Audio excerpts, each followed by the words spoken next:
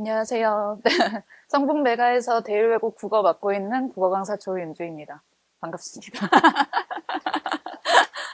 네, 오늘 제가 준비한 거는 이제 아이들의 첫 시험이 어땠는지 그 결과와 그 다음에 제가 준비했던 것들 어떤 성과를 얻었는지 이렇게 좀 보여드리도록 하겠습니다.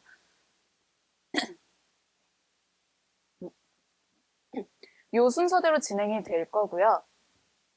강사 소개를 이쯤에서는 이제 생략할까 싶기도 했는데 사진과 저를 좀 매칭을 제가 시켜드려야 될 것 같아요. 이게 지금 카톡 프로필이거든요. 근데 종종 카톡에 선생님이 없다.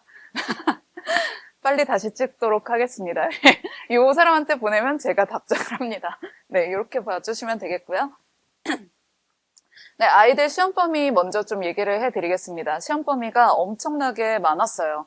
그러니까 일단 교과서를 안 쓰시지는 않았는데 교과서에서 조금 범위가 들어가긴 했습니다. 현대시 4편 정도, 그 다음에 짧은 고전시가 1편이 들어갔습니다. 자, 이 중에서 일부분은 수업을 해주셨고요.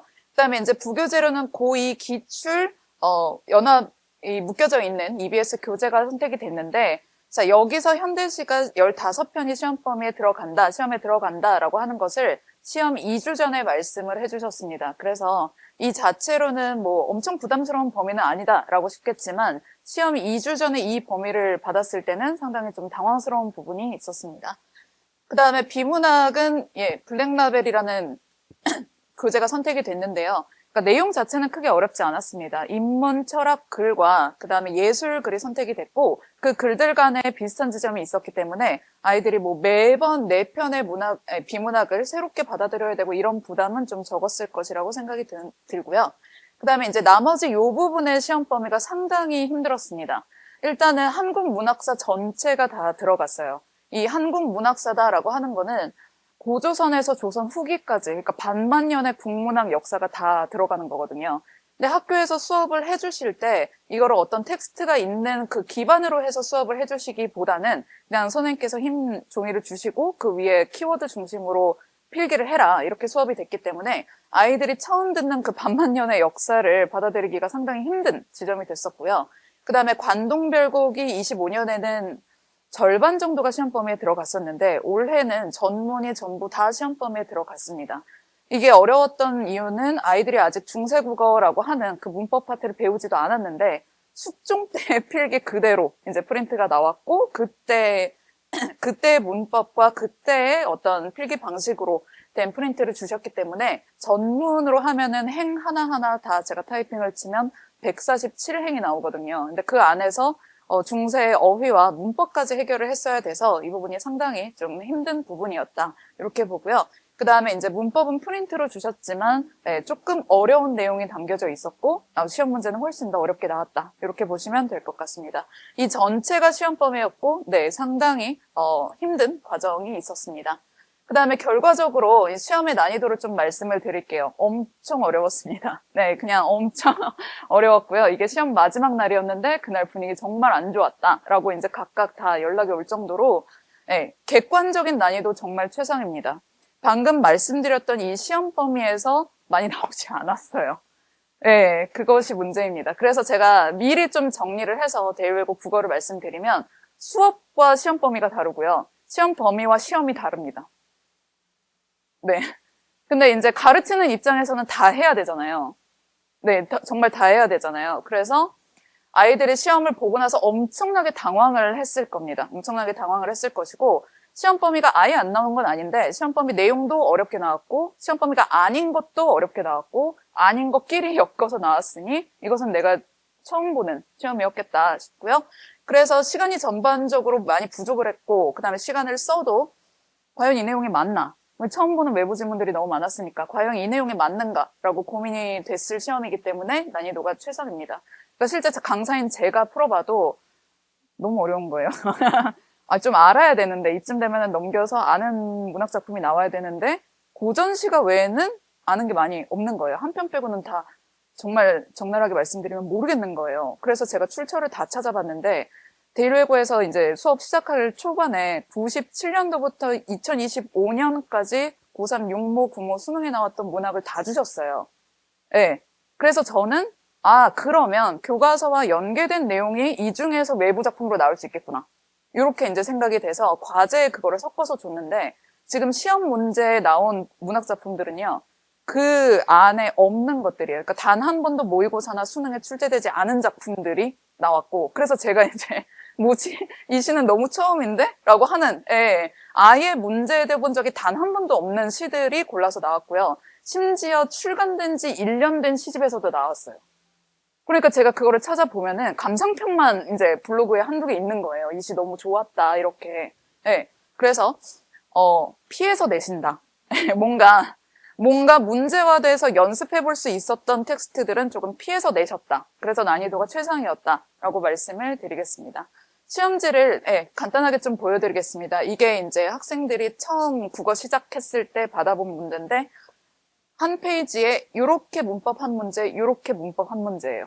그러니까 문법도 그냥 기계적으로 답을 낼 수 있게 훈련을 많이 해가도 기본적으로 독해가 섞여 있습니다. 엄청 길잖아요. 한 페이지에 지금 2개의 문법 시험, 요 정도 길이 분량으로 나왔다라고 하는 것이고, 그 다음에 아까 말씀드렸던 그 반만년의 문학사는 요만큼이 비문학으로 출제되고, 요 안에서 외부 지문으로 2문학 작품이 나왔습니다. 이것도 상당히 내용이 어려웠고요. 24년 기출을 보면 문학사가 한 요 정도 비문학의 범위로 나왔었는데 그거보다는 상당히 조금 줄여서 나오기는 했습니다. 그래도 아이들은 이걸 다 읽었어야 됐기 때문에 조금 부담이 안 되는 그런 문제는 아니었고요. 그 다음에 현대시가 아까 말씀드린 거에 따르면 20편 정도가 이제 시험 범위였는데 그 중에서 단 2지문 나왔고요. 이후로는 이제 페이지가 없잖아요. 이후로는 그냥 외부 지문이라고 생각하시면 될 것 같습니다. 비문학 하나, 그 다음에 비문학에 대한 외부 지문 이렇게 나와서 사실상 이 뒤로는 전부 다 노란색 박스 외부 지문이었다 이렇게 생각해 두시고 그 외부 지문들이 이제 모의고사나 수능에 나오지 않았던 작품들이었다 이렇게 말씀을 드리겠습니다. 그래서 초반에 저희가 지금 설명의 2번째인데 초반에는 제가 이것보다 좀 낮게 잡았어요. 애들이 워낙 우는 소리로 이제 들려오고 채점도 못하겠다. 근데 너무 착하게 저한테 보내기는 해요, 시험지를. 저보고 채점을 해라. 그래서 제가 했습니다. 그래서 요것보다 조금 처음에는 낮게 잡았는데 이후에 이제 연락되는 애들과 저희 학생들의 결과를 보면서 조금 뿌듯하긴 했어요. 우리가 올리겠는데 근데 우리가 오르면 그래도 좀 여기저기 잘하는 애들이 있다는 뜻이잖아요. 그래서 좀 올려봤습니다. 80대 중반까지는 올라갈 것 같고요. 아이들이 엄청 잘합니다. 올해 아이들이 작년 아이들보다 확실히 잘하는 것 같습니다. 그러니까 결과를 딱 열어보고 생각보다 분석보다 시험이 쉬웠던 거 아니야? 이게 아니고요. 시험은 절대적으로 객관적으로 어려웠는데 저는 이제 한 학교에 여러 학년을 동시에 맡을 때가 있거든요. 그러니까 한 학교에 1학년과 2학년을 제가 동시에 지도할 때가 상당히 많은데 그때마다 학생의 분위기나 성적대가 매우 매우 달라요. 그리고 다른 거는 2007년대 이후로 태어난 친구들, 그러니까 코로나를 어떻게 겪었냐라고 하는 그 친구들은 2007년, 2008년, 2009년 매우 달랐습니다. 그러니까 2010년도 2009년이랑 또 다른 분위기예요. 너무너무 잘하고 작년 시험이 얘네보다 훨씬 더 쉬웠는데 1등급 커트라인이 80이었어요. 80.2 이렇게. 그런데 얘네는 훨씬 더 어려움에도 불구하고 86, 85까지 올라갈 것 같습니다. 네, 엄청들 잘하는 친구들이 이번에 대일에 많이 모였습니다. 그래서 저희가 이제 어떻게 준비를 했는지 좀 보여드릴게요. 일단은 네, 만점자가 있고요. 네, 감사합니다. 그 다음에 90점대도 있고 당연히 1등급대도 있습니다. 그러면 어떻게 해서 그 아이들을 제가 만들어냈는지 그리고 우리 아이들과 제가 어떤 과정을 겪었는지를 보여드리도록 하겠습니다. 일단은 저는 문법을 초반부터 뺐습니다. 문법 문제가 대일외고가 대원외고, 대일외고 요 순으로 어렵거든요. 대원외고도 엄청 어렵고요. 대일외고도 만만치 않게 진짜 문제를 섞어놓으면 어떤 학교 문제일 것이다. 분간하기 조금 힘들 정도로 어렵고요. 그런데 아이들의 수준은 중3 수준에 사실 머물러 있기는 해요. 중3에서 좀 잘하면 고1. 근데 학교 시험은 조금 쉬우면 고2, 고3의 수준, 어려우면은 임용 문제까지 많이 섞여 있어요. 그러니까 요 간극이 있잖아요. 아이들은 중3의 수준인데 이제 출제되는 시험은 막 임용 문제까지 나오고 임용 개념까지 나오고 하니까 요 간격을 메꿀 시간이 필요해서 저는 1주차부터 문법 이론 수업을 나갔고 그다음에 마지막 주차까지 문법 문제를 계속 줬습니다. 이렇게 할 수밖에 없었던 게 이게 문제가 어렵다고 제가 어렵게 지도하면은 그냥 결국 그냥 기본이 안 잡히면 어떤 문제에도 흔들리게 되어 있어요. 그래서 기본이 가장 중요하다 싶어서 1주차부터 문법을 가장 차근차근 천천히 3시간 다 써서 나갔고, 그 다음에 기말 역시 1주차부터 문법을 탄탄하게 좀 다져갈 생각입니다. 이게 제가 만든 교재인데요. 그러니까 저는 문법이 어렵다 그러면 어휘가 어려워질 수 있어요. 그래서 최대한 이 문법 개념과 관련된 어휘들을 다 찾아서 넣어줬고, 그다음에 이게 이제 수십 페이지가 되는데 이걸 다 외우려면 또 시간이 필요하잖아요. 그래서 실제로 1주차부터 계속 배부를 해서 문법을 지도했고 복습 테스트로 어려운 내용들을 좀 확인을 했습니다.